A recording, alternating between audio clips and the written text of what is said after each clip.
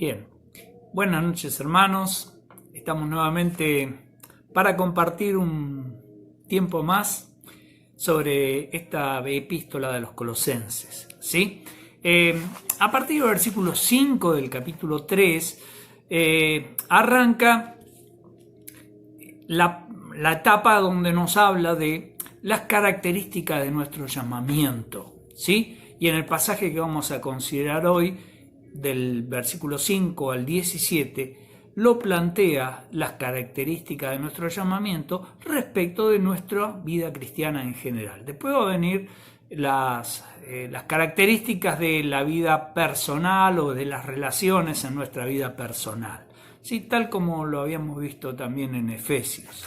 Bueno, vamos a comenzar la lectura a partir del versículo 2, simplemente porque en esos versículos vamos a tener la apoyatura para justificar lo que vamos a considerar a continuación. Pablo está desarrollándolo así, ¿sí? Versículo 2 del capítulo 3.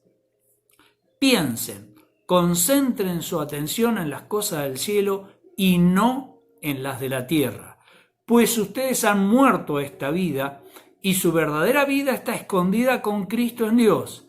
Cuando Cristo, quien es nuestra vida, sea revelado a todo el mundo, ustedes participarán de su gloria. Así que hagan morir las cosas pecaminosas y terrenales, todo lo que es propio de la naturaleza terrenal que acechan dentro de ustedes. Hasta acá habíamos leído el miércoles pasado y continuamos en este versículo 5. No tengan nada que ver con la inmoralidad sexual o fornicación, con la impureza, las bajas pasiones o pasiones desordenadas y los malos deseos. No sean avaros, pues la persona avara es idólatra porque adora las cosas de este mundo. A causa de estos pecados, la furia de Dios viene sobre todos los que lo desobedecen, ¿sí?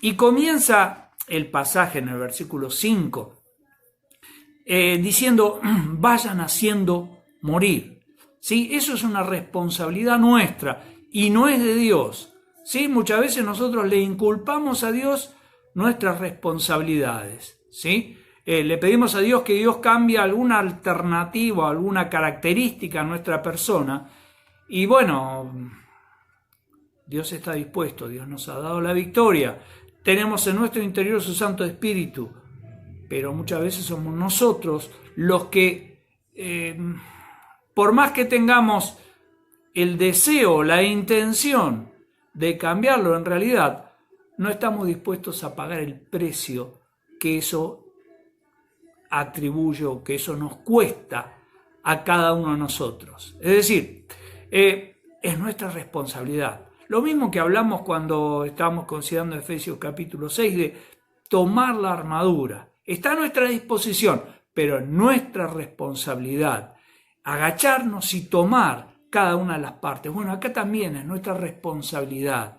Vayan haciendo morir. Dios nos dice, yo le doy todas las herramientas, ¿sí? Porque no debemos dejarnos gobernar por el pecado. Es un enemigo que ya está no destruido, sino que perdió su poder legal. Lo vimos allí en Romanos 6, del 12 al 14. Y no nos puede obligar. Somos nosotros los que tenemos que plantear esa actitud y plantearnos de fortalecernos en Él para poder superar cada una de esas cosas que nos faltan completar en la persona de Cristo en nuestra vida, ¿sí? Esto no es algo permanente, esta lucha es algo permanente, este hacer morir es algo permanente, no es una victoria definitiva, porque siempre nuestra naturaleza humana quiere aflorar. Tampoco es afligirnos azotes o privaciones, sino que es decir que no a lo que se desea por nuestra inclinación natural. Y eso tiene que ser permanentemente en nuestra vida, porque en nuestro interior, nuestra naturaleza humana está permanentemente queriendo aflorar, queriendo mostrar sus características naturales y normales en lo que era nuestra vida, ¿sí? Por eso dice Pablo, vayan haciendo morir. ¿sí? Y acá nos habla de algunas características que nos plantea, ¿sí? La realidad cuando habla de inmoralidad sexual, ¿sí? La palabra que usa en griego es porneia, ¿sí? Y vemos que ahí está la raíz de pornografía, todas las cosas que tengan que ver con el mal uso de la sexualidad en las personas, ¿sí? La realidad que estas cuatro actitudes que nos muestra allí, o cuatro características, no son advertencias en contra de la perversión sexual y no contra el uso de la sexualidad como Dios lo diseñó, ¿sí? No está hablando del uso normal de la sexualidad dentro de un lugar, en un tiempo, el matrimonio. Mantengamos nuestro pacto matrimonial, ¿sí? Ahí está hablando de eso. Y bueno, todo lo que son desviaciones, perversiones sexuales, dejémosla de lado, ¿sí? Vamos a seguir leyendo. Y algo que menciona también es la avaricia dentro de todo eso, Y la avaricia puede ser tomada también dentro del contexto, desde el punto de vista sexual, ¿sí? El no negarse dentro del matrimonio, pero también tiene que ver con las cosas de este mundo y ser avaros, ¿sí? Muestra una idolatría hacia cosas de las cuales solo Dios es merecedor. Dios es merecedor de nuestra, de ser el ídolo de nuestra vida y no otra cosa, ¿sí? A causa de estos pecados, dice el versículo 6, viene la furia de Dios. ¿Sí? Tengamos presente. Eclesiastés capítulo 12 nos menciona eso. Y también dice, pueden hacer lo que quieran, pero sepan que sobre todas estas cosas Dios los va a juzgar. Tengamos presente esto, ¿sí? En nuestras vidas. Bueno, leamos el versículo 7.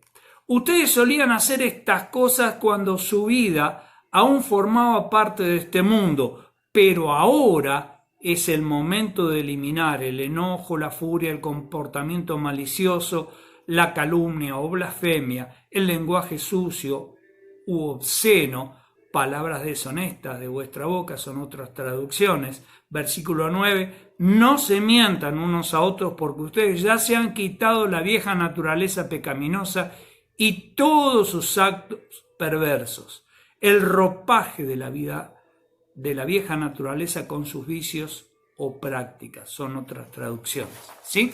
Y acá hay algo que hace